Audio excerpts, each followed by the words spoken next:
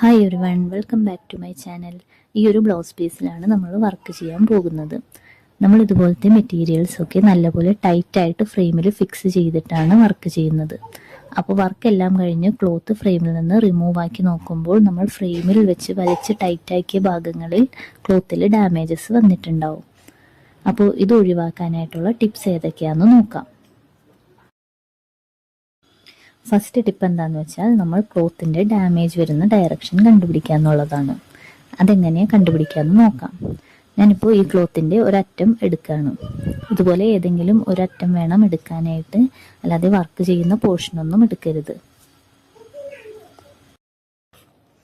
അപ്പോൾ ഇങ്ങനെ എടുത്തിട്ട് നെയിൽ വെച്ചിട്ട് ടൈറ്റായിട്ട് പിടിച്ചിട്ട് വലിച്ചു നോക്കാം ഏതെങ്കിലും ഒരു ഡയറക്ഷനിലേക്ക്.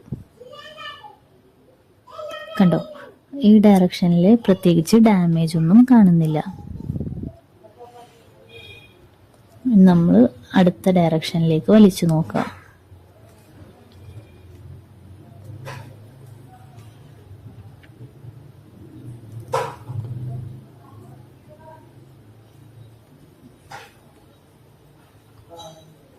കണ്ടോ, ആ ഒരു ഡയറക്ഷനിലേക്ക് ഡാമേജ് വന്നിട്ടുണ്ട്. അപ്പോൾ ഈ ഒരു ഡയറക്ഷനിൽ നമ്മൾ ഒത്തിരി ഫോഴ്സ് ചെയ്ത് വലിച്ചാൽ ക്ലോത്തിന് ഉറപ്പായിട്ടും ഡാമേജ് വരും. അപ്പോൾ ഫ്രെയിമിൽ വെച്ച് ടൈറ്റ് ആക്കുമ്പോൾ ഈ ഒരു ഡയറക്ഷനിൽ പതുക്കെ കെയർഫുള്ളായിട്ട് വലിക്കാൻ നോക്കാം. അപ്പോൾ ക്ലോത്തിൻ്റെ ഡാമേജ് വരാനുള്ള ചാൻസസും കുറയും. അപ്പോൾ നിങ്ങൾ ഇതുപോലെ ക്ലോത്ത് വർക്ക് ചെയ്യാൻ എടുക്കുമ്പോൾ ഇതൊന്ന് ട്രൈ ചെയ്ത് നോക്കൂട്ടോ. അടുത്തത് ടിപ്പ് നമ്പർ 2 നോക്കാം. ടിപ്പ് നമ്പർ 2 എന്താണെന്ന് വെച്ചാൽ ഫ്രെയിമിൻ്റെ ഇന്നർ ഫ്രെയിമിലും ഔട്ടർ ഫ്രെയിമിലും ഇതുപോലെ മാസ്കിംഗ് ടേപ്പ് ഒട്ടിച്ചു കൊടുക്കാം. കാരണം നമ്മൾ ഫ്രെയിം വാങ്ങുമ്പോൾ അതിൻ്റെ എഡ്ജസ് ഒന്നും അത്ര സ്മൂത്ത് ആയിരിക്കില്ല.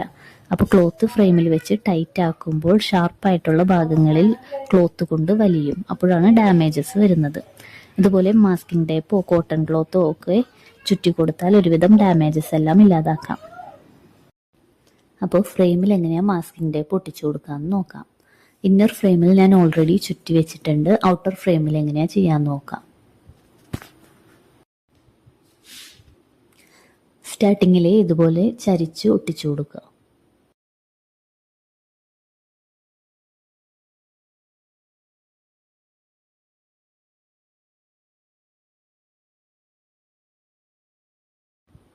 എന്നിട്ട് ഈ ഒരു രീതിയിൽ ഫുൾ ചുറ്റിയെടുക്കുക.